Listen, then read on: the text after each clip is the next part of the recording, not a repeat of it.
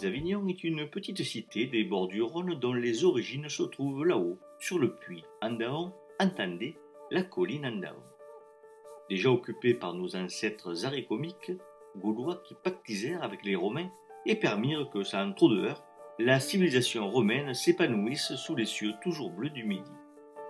Au Moyen-Âge, la colline est occupée par un village qui s'est développé à l'ombre d'une abbaye.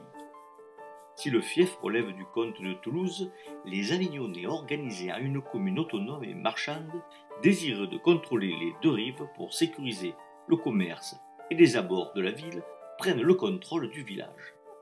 La construction du pont vers 1180, qui remobilise les vestiges du pont romain du Bas-Empire, en bâtissant un tablier en bois, rendra ce contrôle de la rive gauche toujours plus important.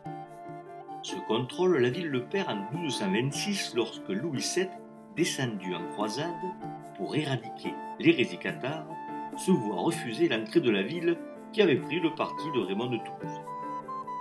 La ville est prise, une centaine de tours sont rasées et en face de cet événement militaire naîtra Villeneuve.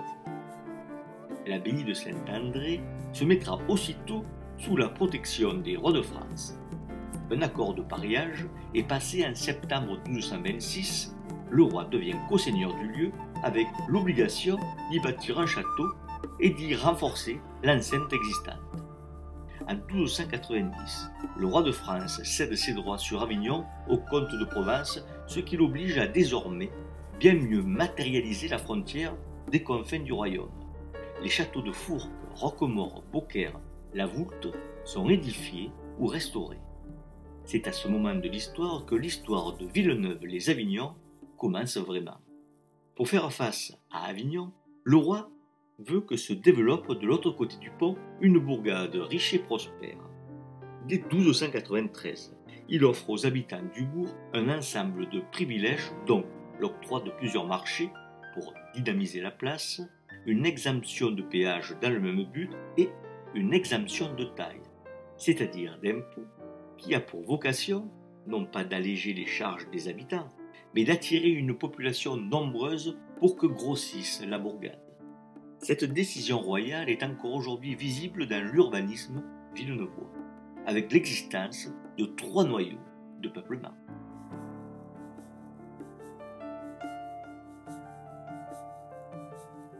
C'est l'histoire de Villeneuve-les-Avignon que nous voudrions raconter sous la forme de micro-docs accessibles via des QR codes disséminés dans la ville. C'est à partir du patrimoine pluriel, riche et monumental, que l'espace muséographique numérique d'histoire et du patrimoine pourrait transformer la ville en un espace de découverte grandeur nature, une ville augmentée d'une surcouche numérique. Vue de drone, restitution 3D, infographie pédagogique, des médias qui n'en rabattront pas sur les contenus pour s'adapter à tous les publics, mais qui y seront, ces mêmes publics, au niveau de ce qui se fait de mieux en matière d'histoire et de patrimoine.